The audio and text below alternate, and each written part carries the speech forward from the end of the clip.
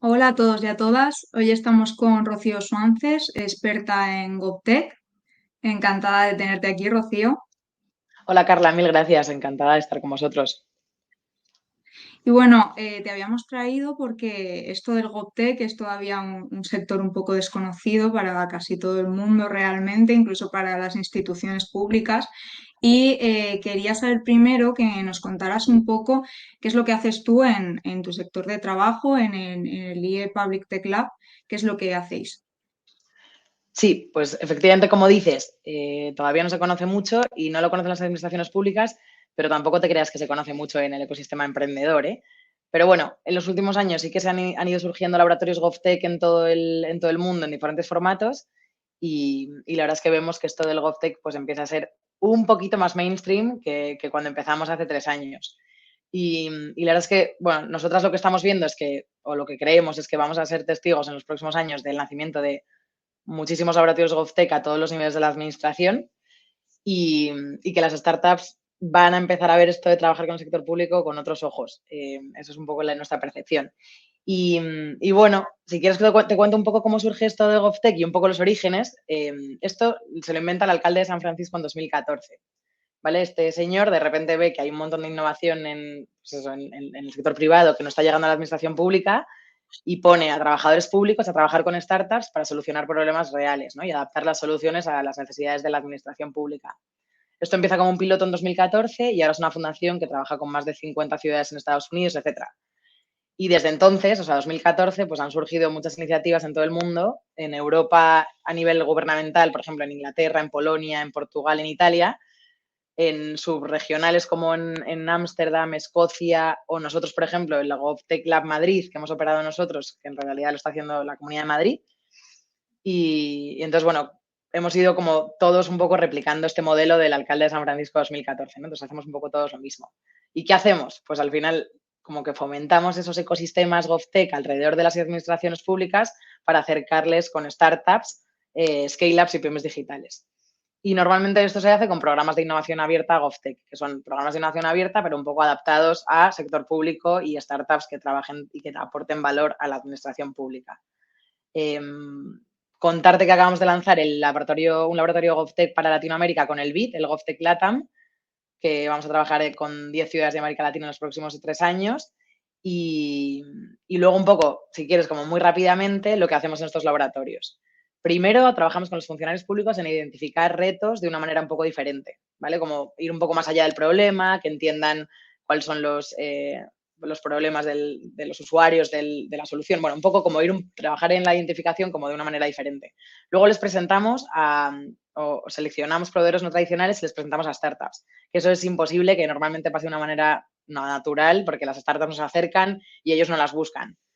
Luego, hacemos esos espacios de acercamiento y conversación que son los bootcamps. Entonces, formamos a startups para que aprendan a trabajar con las administraciones públicas y formamos a funcionarios públicos para que aprendan a comprar tecnología de startups. O sea, como que trabajamos en las dos verticales y luego pilotan. Entonces, hacemos un piloto que sean 3 o 4 meses de experimentación de una tecnología para una problemática concreta. Entonces, la idea de ahí es que nosotros pues evaluamos ese piloto, hacemos un caso GovTech como un caso de uso y eso la idea es que sirva para escalar, ¿vale? Que sería la siguiente fase de escalado y crecimiento. Entonces, como es muy importante como que eso informe a licitaciones futuras, etcétera, que ahora luego hablaremos de ello, pero esa es la idea, ¿no? Como escalar e informar a licitaciones futuras. Y eso, pues objetivo, crear Ujú. ecosistemas GovTech, fortalecer ese ecosistema y fortalecer el acercamiento. Al final sois también un poco intermediario, ¿no? Entre startups en este caso y instituciones públicas. Y dentro de esto, ¿cómo definirías el GovTech y cómo crees que impacta dentro de los gobiernos y de la ciudadanía? Sí. O sea, no llegamos a ser intermediario, ¿eh? Porque nosotros simplemente como que estamos fomentando ese espacio de conversación o de acercamiento entre las instituciones públicas y las startups, que ahora mismo no existe. No llegamos nunca a ser intermediarios, nosotros no llegamos a hacer como esa conexión de te presento a esta startup para esta solución. O sea, la idea es que todo esto sea como en abierto, procesos garantistas y que garanticen como esa meritocracia de la administración pública. Em, bueno, pues como te he dicho, el GovTech es esos ecosistemas, ¿no? De scale-ups y pymes digitales que dan soluciones a los grandes retos de la administración pública. O sea, que al final, y esto sí que tiene que quedar muy claro, ¿no? No son startups que solo tienen como cliente a la administración pública, son startups que ya están trabajando en el sector privado y que, bueno, pues que por motivos y barreras que todos nos imaginamos no están yendo al sector público y nosotros les ayudamos a que vean el sector público con unos mejores ojos y cómo acercarse a ese cliente. Y, y bueno, a día de hoy los gobiernos se enfrentan a problemas muy complejos y más después del COVID. Esto no se ha solucionado con las maneras tradicionales de trabajar y, como te decía, pues hay como cada vez más ciudades y regiones que quieren innovar y están dispuestos a hacer cosas diferentes y también creando, invirtiendo en la construcción de estos ecosistemas y atraer a scale-ups y pymes para dar solución sobre todo a sus retos. O sea, la idea de todos estos es solucionar sus retos y lo que les está pasando con cosas nuevas, ¿no? Entonces, en la ciudadanía para mí está impactando, o cómo impacta esto de GovTech en la ciudadanía, pues porque mejora la provisión de servicios públicos y por tanto reduzco desigualdades. O sea, existe una clara filosofía de impacto de este movimiento GovTech. Hay mucha innovación, como decía el alcalde de San Francisco, en el sector privado que no está llegando a las instituciones públicas y entonces no está impactando en la ciudadanía. Muchas de nuestras startups o las startups que tenemos en el radar están enfocadas a mejorar la provisión de servicios de última milla, pues tanto para las administraciones públicas o los funcionarios públicos que usan ese servicio como para la ciudadanía. Otras a mejorar y hacer más eficiente el trabajo de los funcionarios e incidir en sus infraestructuras tecnológicas. Y esto al final tiene un impacto en todos, ¿no? Al final son servicios que nos cuestan menos dinero, o sea, como que el impacto de hacer más eficiente la operativa de un funcionario público es grandísima en la ciudadanía. Y luego, pues hay muchas soluciones como la vuestra, que al final estáis trabajando dentro de calidad democrática, participación, transparencia y gobierno abierto. Y es que eso no tengo ni que decir el impacto que tiene, ¿no? Pero en mejorar la toma de decisiones, o sea, al final es un impacto gordísimo. Y en la administración pública lo que hace es incrementar la demanda de innovación del sector público y abrir el abanico de proveedores a otro tipo de empresas que ahora mismo, o sea, ahora mismo la demanda del sector público, si lo piensas, está informada por los proveedores tradicionales de tecnología. O sea, un funcionario público es imposible que pueda comprar o incluir en los costos de una licitación algo que no conoce. Entonces, pues con estos espacios precomerciales y estos programas, la idea es abrir abrir esas ofertas de proveedores pues a otro tipo de tecnologías, de startups, de empresas emergentes, con lo cual, pues al final haces como que tengas un pool de empresas mucho más amplio y no sabemos si mejores o peores, pero por lo menos más y la estadística, ¿no? Dice que entonces mejor. Es un poco la idea. Y Y nada, dentro de esto, ¿cuáles serían las ventajas, por ejemplo, que tendría pues ampliar este universo GovTech, ¿no? En vez de decirle a las instituciones que sigan por el camino que estaban siguiendo y que sigan con sus proveedores habituales? ya, bueno, pues al final, para mí esto es una oportunidad de creación o sea, de creación bueno, al final este mercado de compra tecnológica por parte de los estados es gigante, ¿vale? O sea, al final vamos a hacer, o sea, ahí no sé qué consultora internacional decía que este mercado de compra pública es de 400 billones de dólares anuales. Entonces, al final es una oportunidad grandísima de generar crecimiento económico, ¿no? Porque al final estás dando, si una parte, o sea, tú piensas que si una parte solo una parte pequeña, o canalizar solo una pequeña parte de este mercado, ¿no? De 400 billones de dólares, fuese dirigida a pymes digitales y startups, pues eso tendría un impacto grandísimo en el desarrollo económico de un territorio, ¿no? Solo por eso ya estaría. Pero bueno, además es que tiene una necesidad enorme de digitalización. O sea, el sector público lo vemos ¿no? Nos queda ahí un camino por recorrer grandísimo y además, oye, pues de impactar y gastar de manera diferente para resolver los retos, como decíamos antes. Y otra ventaja que diría que tiene, y esto es más para las startups, es que, bueno, hay un poco el mito, ¿no? Bueno, no el mito. Es verdad que el coste de adquisición de cliente es más alto ¿no? Es más alto para trabajar con un cliente público que si trabajas, obviamente, en B2C. Pero bueno, para mí es también más alto el coste de que toda la innovación que se está generando en las startups no llegue a todos los ciudadanos. O sea, para mí es como muy claro, ¿no?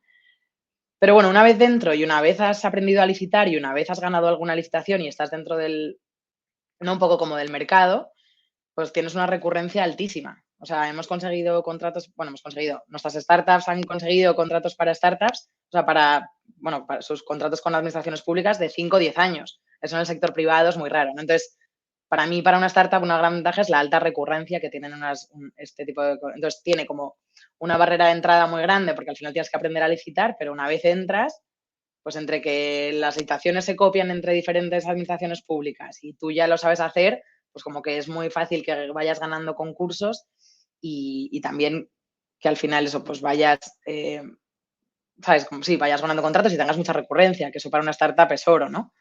Así que bueno, diría que eso. Pero bueno, también muy importante que hay que conocer las reglas del juego. O sea, que trabajar con la administración pública en una startup tampoco es tan fácil. Tienes que crear productos competitivos que puedan competir en este mercado. O sea, como que para eso hacemos los bootcamps y también por eso es muy, o sea, no es tan fácil. Pero una vez sabes, yo creo que ya vas rodado. Y precisamente porque es tan complejo establecer esta relación.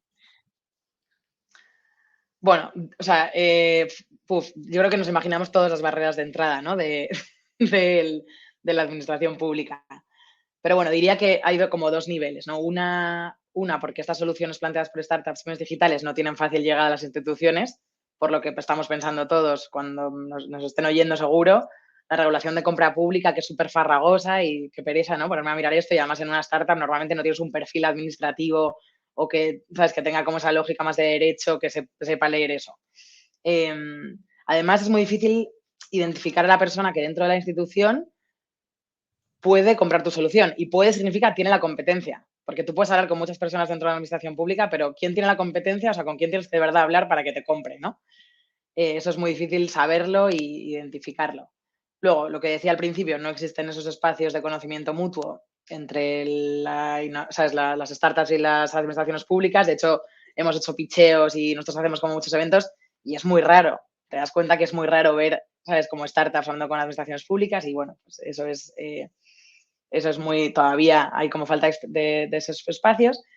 El diferente ritmo de trabajo, ¿no? De las administraciones emprendedores. Cuando eres una startup no te puedes permitir a lo mejor 6 meses de retraso en un proyecto porque es que te quedas sin cash o, ¿sabes? O te come, o sea, es como que los ritmos son muy importantes y luego que no hay espacios de pilotaje de administración. Al final, si lo piensas, la administración pública no se permite fallar. Entonces, todos los proyectos tienen que tener éxito. Y tú cuando estás innovando, una de las grandes, o sea, cuando innovas vas a fallar y hay algunas cosas que no van a salir bien a la primera. Pero claro, eso en la administración pública pues como que tiene un poquito más de riesgo, ¿no? Y dos, lo que os contaba antes, por parte de la administración pública es imposible que, o sea, si ahora mismo la demanda está formulada en base a la oferta de los proveedores tradicionales de soluciones tecnológicas, pues yo no puedo comprar algo que no conozco, con lo cual si mi demanda estaba informada por eso, pues tengo que crear esos espacios para informar a mi demanda con nuevas soluciones y que al final alguien se ponga a escribir en los pliegos, quiero comprar una solución tecnológica con estas características y que sean las de una startup. Entonces, va un poco por ahí, como barreras de entrada de las startups y la administración pública que no sabe lo que... O sea, es imposible que yo compre algo que no lo conozco, porque no sé describirlo, ¿no? En la contratación pública. Ujú. Sí, totalmente. Y aparte de esto, estamos hablando mucho de startups y institución pública solamente, pero ¿qué más actores entran en juego dentro del universo GovTech?